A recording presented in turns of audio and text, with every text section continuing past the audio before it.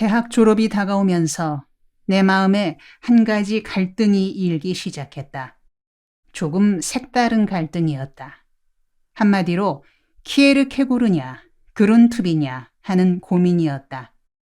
그 두 사람은 같은 시대를 살다 간 덴마크의 선각자들이다. 키에르케고르는 사색하는 철학자로 살아 실존 철학의 창시자가 되었으며 그룬투비는 행동하는 목사로서 덴마크 국민들의 혼을 깨우치고 민족 정기를 일으키는 일에 평생을 바친 사람이다.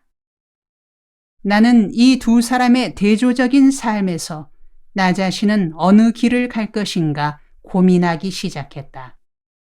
사색하는 철학도의 길이냐, 행동하는 선각자의 길이냐를 두고 고심에 고심을 거듭했다. 두 사람은 같은 시기에 코펜하겐 대학을 다녔다. 키에르케고르는 철학자의 길을 걷느라 연인 레기나와 맺은 약혼도 파기하고 순수 사유의 세계를 파고들었다. 그는 스스로를 일컬어 나는 높은 산 위에 홀로 서 있는 노송 같은 사람이다. 고독하고 고독하여 새들도 와서 깃들이지 않는다. 나는 고독 속에서 신 앞에 단독자로 서기를 내 철학의 주제로 삼는다고 했다. 그는 철저히 자기 자신의 내면을 파고들며 자신의 혼을 실은 글들을 남겼고 그 글들은 후대에 깊은 영향을 미쳤다. 그룬투비의 길은 달랐다. 그는 대학에서 신학을 공부하고 졸업하던 해에 목사 고시를 치렀다. 그 고시에서 그는 낙방했다.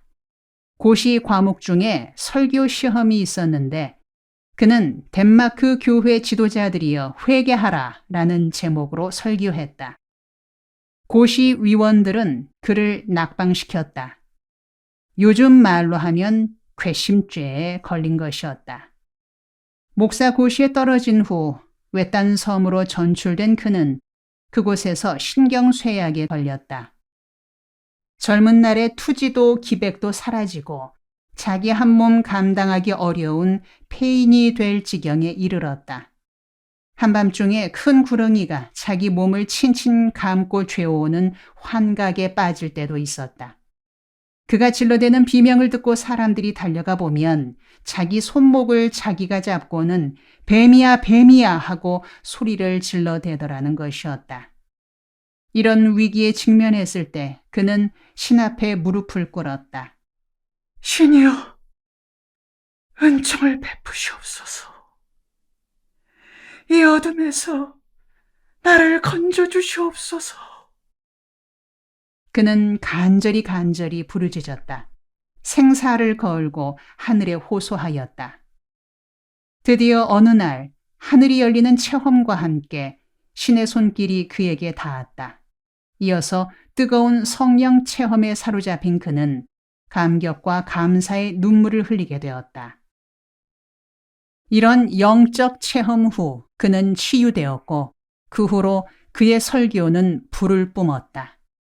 확신과 비전이 넘치는 설교자로 변신한 것이다. 그는 뜨거운 열기를 지니고 덴마크 국민들에게 하나님 사랑, 땅 사랑, 사람 사랑이라는 3의 정신을 불어넣었다. 그의 설교를 들은 젊은이들이 깨어나기 시작했다. 크리스티안 콜이란 젊은이는 그의 설교에 감명받아 농촌으로 가서 농민 학교를 세웠다. 이것이 저 유명한 덴마크 국민고등학교 운동의 시작이다. 달가스란 퇴역 장교는 황폐해진 덴마크 땅에 나무를 심기 시작했다.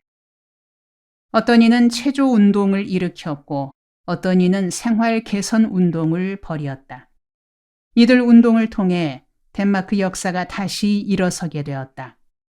덴마크 민족은 좌절의 역사를 딛고 일어나 복지국가로 발돋움하게 되었다.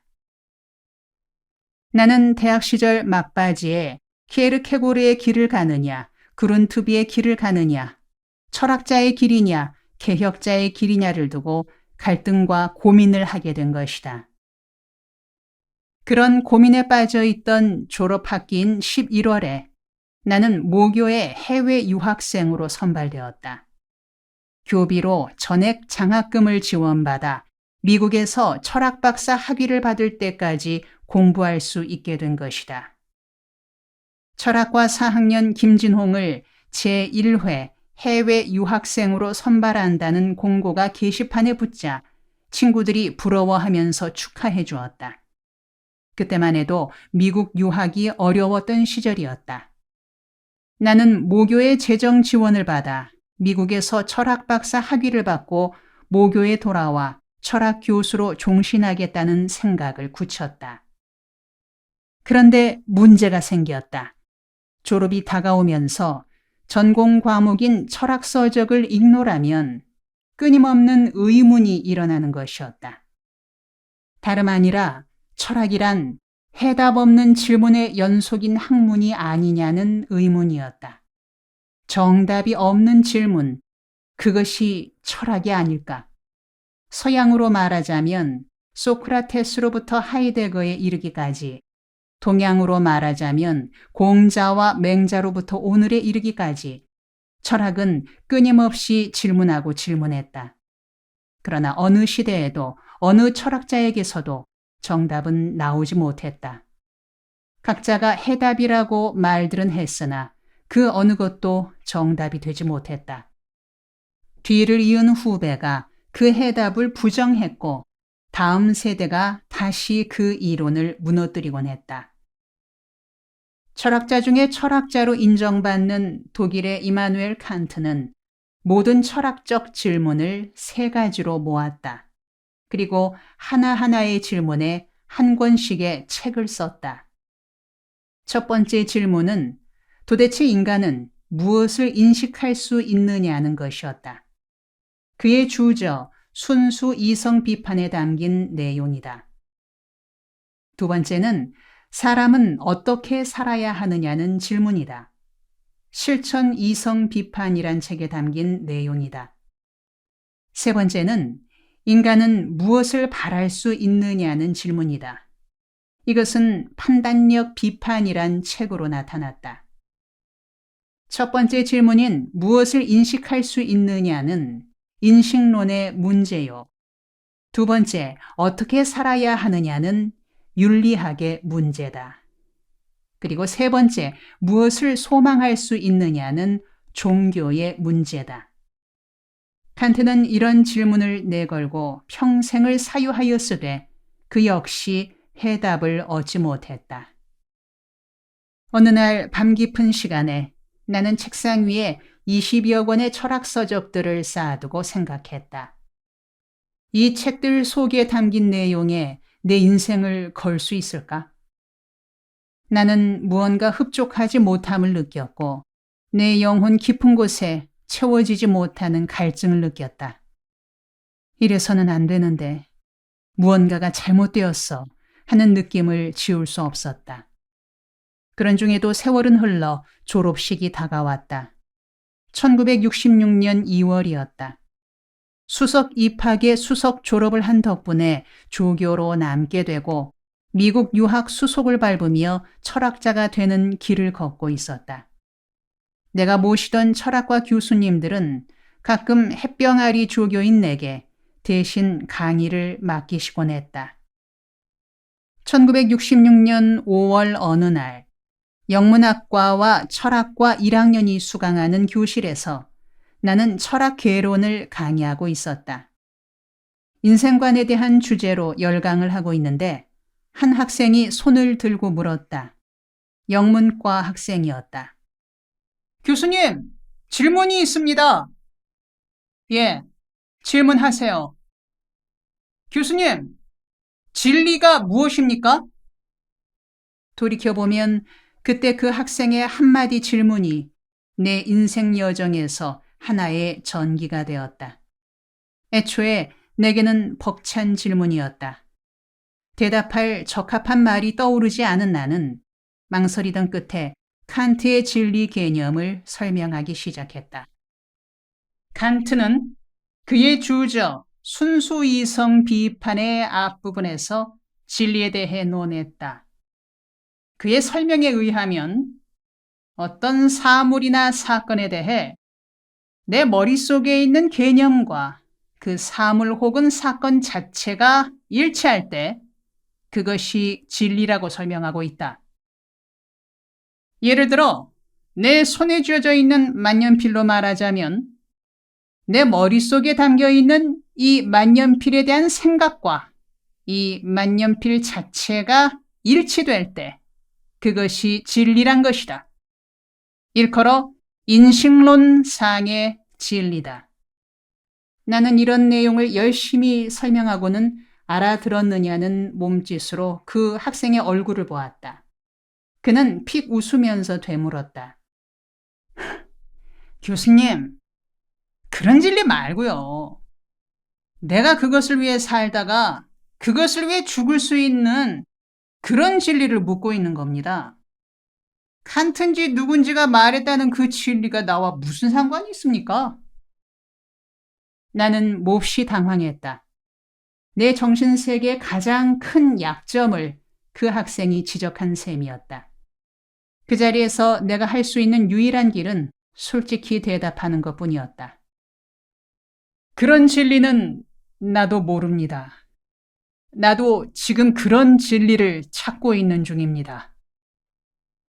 나의 어색한 대답에 그가 다시 따지듯 물어왔다. 교수님은 오늘 강의를 시작하면서 철학은 진리를 찾는 학문이라고 하셨습니다. 그런데 교수님도 아직 진리가 무엇인지 모르고 계신다니. 그렇다면 수업을 더 계속할 필요가 없는 거 아닙니까? 모르시는 것을 모르는 우리들에게 가르치시는 것은 서로 시간 낭비 아니겠습니까? 그만 수업을 마치는 게 어떻겠습니까? 그의 말에 온 강의실의 학생들이 와 하고 웃음을 터뜨렸다. 나는 난처하고 당황하기 이를 데 없었다. 남은 시간을 어물어물 넘기고는 끝나는 벨이 울리자마자 허겁지겁 연구실로 돌아왔다. 의자에 앉아 심호흡을 몇 번 하고는 생각했다. 그 학생이 제기한 질문은 타당한 것이었다. 나도 모르는 것을 가르친다는 것은 마치 장님이 장님을 안내하는 것만큼이나 난센스다. 그렇다면 어떻게 할 것인가? 내가 그것을 위해 살다가 그것을 위해 죽을 수 있는 그런 진리를 체득하기 전까지는 가르치기를 중단해야 하는 게 아닐까? 지금은 풋내기 조교니까 강단에 서지 않아도 되겠지만 장래에는 어떻게 되는가? 그런 확고한 진리를 깨달아 소유한 후에 철학 교수가 되어야 하는 게 아닐까? 왕자 석가모니는 생로병사에 대한 의문이 깊어지자 왕궁을 떠났다. 눈 덮인 산에서 7년의 고행을 쌓은 후에 돌을 깨우쳤다. 그리고 가르치기 시작했다. 나사렛 예수도 그랬다. 그는 유대 땅 후미진 마을 갈릴리에서 목수로 일하다가 30이 넘어서야 하늘의 뜻을 터득했다. 그리고 가르치기 시작했다. 때가 찼고 하나님의 나라가 가까웠으니 회개하고 복음을 믿으라. 신약 성서 마가복음 1장 15절. 예수가 가르치기 시작한 첫 마디였다. 때가 찼다는 말은 무슨 뜻일까? 자신이 가르칠 때가 찼다는 말일까? 아니면 백성들이 들어야 할 때가 찼다는 것일까? 그것도 아니라면 하늘의 뜻이 백성들의 삶 한가운데로 임하는 때가 찼다는 말일까? 나도 석가모니나 예수처럼 깨달음에 이르고 때가 찼음을 확신하게 된 후에 가르쳐야 할 것인가? 다른 선배 철학 교수님들은 어떤가? 무언가 깨달음의 자리에 오른 후에 가르치고 있는 것일까? 모르긴 해도 나와 50보 100보일 것이다.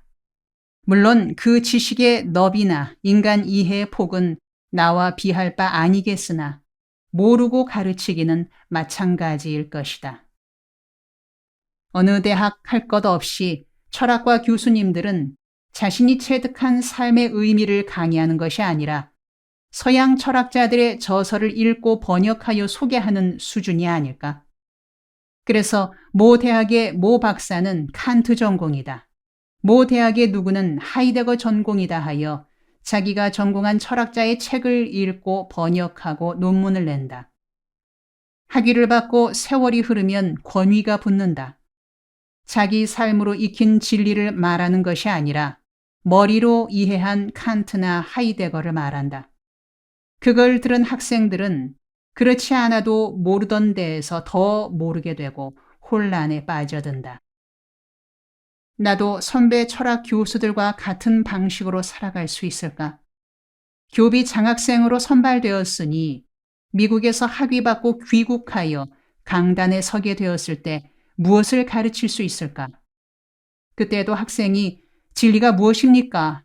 라고 물어온다면 어떤 대답을 하게 될 것인가? 자신이 없었다. 한 번 사는 인생인데 그렇게 살아갈 수는 없지 않을까 하는 생각이 마음속 깊은 곳에서 끊임없이 솟아올랐다.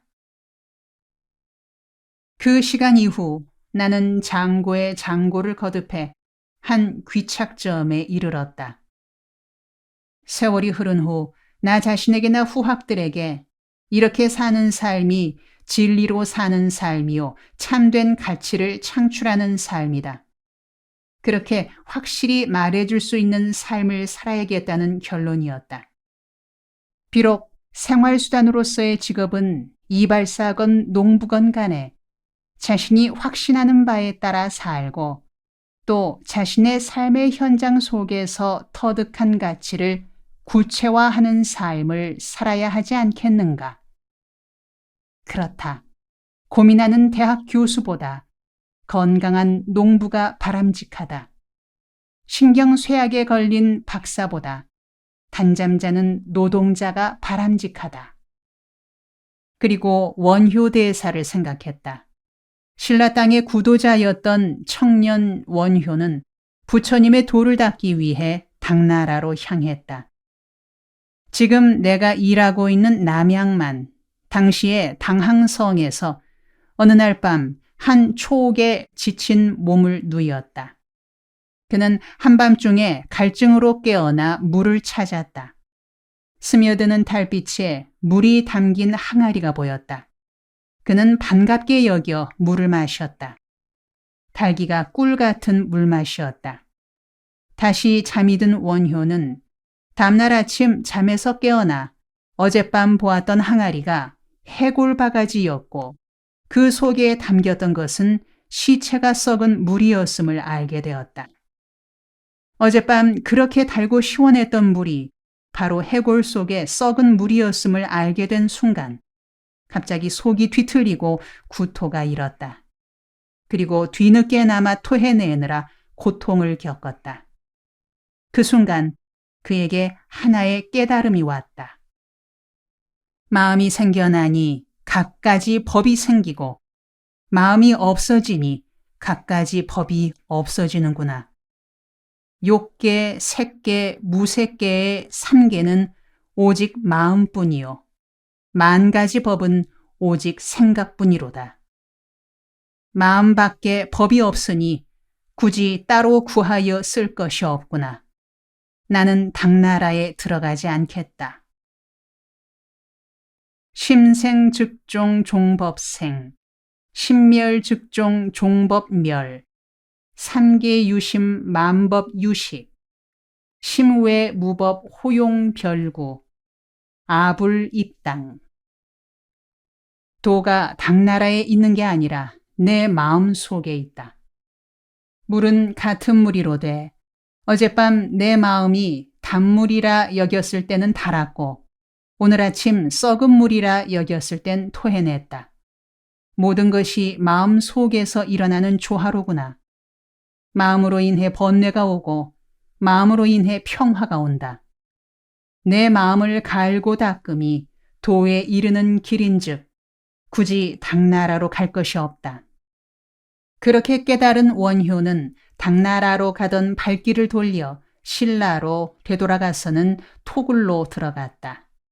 그리고 토굴 속에서 자신의 마음을 갈고 닦기 시작했다.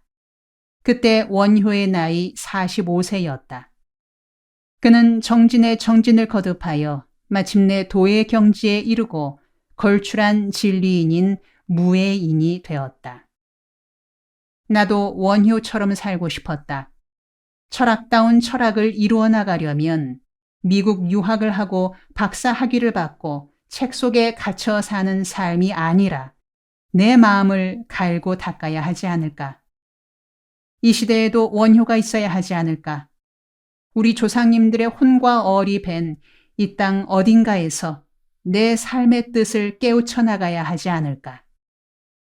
생각이 여기에 미치자 나는 그때까지 계획하고 진행시켜 오던 모든 일을 중단하고 백지 상태에서 인생 수업을 나서기로 결심했다.